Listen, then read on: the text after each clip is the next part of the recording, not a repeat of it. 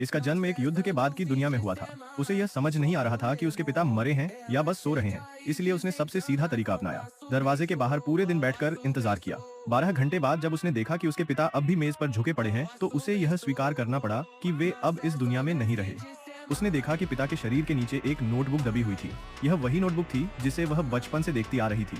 उसके पिता रोज उसमें कुछ न कुछ लिखते रहते थे, लेकिन उन्होंने उसे कभी उसमें झांकने तक नहीं दिया था। आज जब वे नहीं रहे तो वह आखिरकार उसे देखने लगी, पर हैरानी की बात यह थी कि वह एक भी शब्द नहीं पढ़ सकी। गुस्से में आकर उसने नोटबुक को एक तरफ फेंक दिया। इसके बाद उसने अपने पिता की लाश को एक छोटी नाव में रखा और नदी के बीच में जाकर उसे पानी में बहा दिया। पिता की मौत के बाद उसने सबसे पहला काम किया पड़ोसी से बदला लेने का। जब उसने उस लड़के को आते देखा तो पड़ोसी हमेशा की तरह घमंडी और बदतमीज था।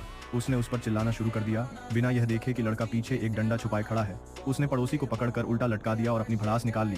खेलने के बाद उसने बिना झिझक के रस्सी छोड़ी और उसे पानी में डुबो कर मार डाला। इसके बाद उसे